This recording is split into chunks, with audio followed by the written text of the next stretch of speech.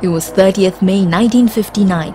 The People's Action Party was basking in the euphoria of an electrifying electoral victory. To decide on who will be the Prime Minister, a secret ballot was cast.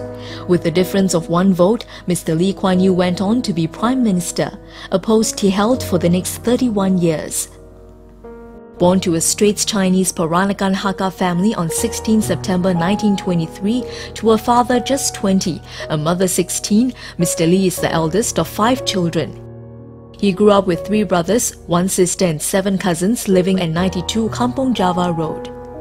As a young boy, Mr. Lee often played with the children of the Chinese fishermen and of the Malays living in a nearby kampong. He had no fancy clothes or shoes and no great abundance of toys. His father had been brought up a rich man's son, but the fortunes of both parents' families were destroyed in the Great Depression. He went to Telok Kurau Primary School, Raffles Institution and Raffles College, where he met his future wife Quang Diệu.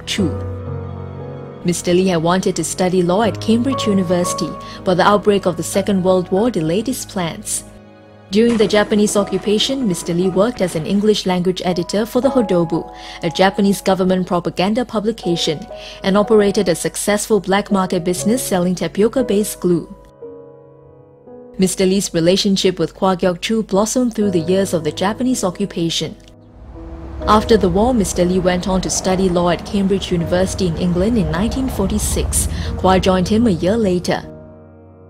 In December 1947, the couple married in secret in London. They later officially tied the knot in Singapore on 30th September 1950. He had tremendous aplomb, self-confidence, very jaunty. He was a handsome young man. After graduation, Mr. Lee returned to Singapore to start practicing law, but found his true vocation in the tumultuous politics of the time.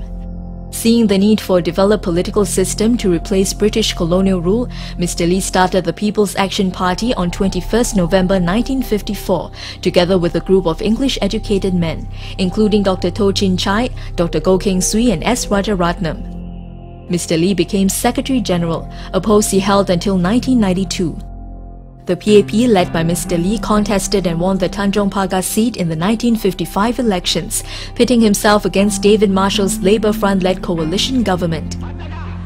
In the national elections on 1 June 1959, the PAP won 43 of the 51 seats in the Legislative Assembly, and Mr. Lee became the first Prime Minister of Singapore.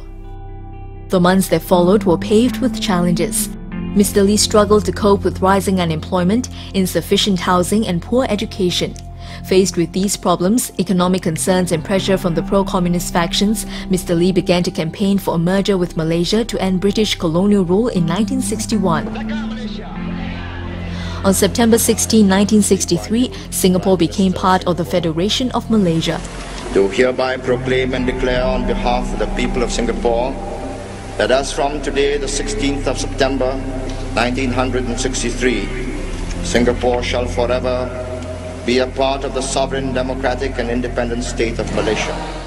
However, the union was short-lived. Conflicts over unequal distribution of wealth, decreased trade, higher demand for Singapore's revenues, and most significantly racial politics caused tensions to rise. Unable to resolve the crisis, Malaysian Prime Minister Tunku Abdul Rahman decided that Singapore should separate from Malaysia. Mr. Lee tried to work out a compromise, but without success. In a televised press conference, Mr. Lee broke down emotionally as he announced the separation. I had believed in Malaysian merger and the unity of these two territories. You know, as a people connected by geography, economics, and ties of kinship. On 9th August 1965, Singapore became an independent nation.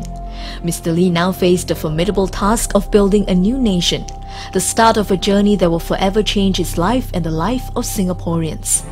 I am nobody's stooge. I am not here to play somebody else's game. I have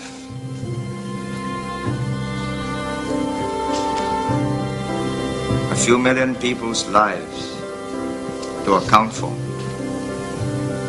And Singapore will survive.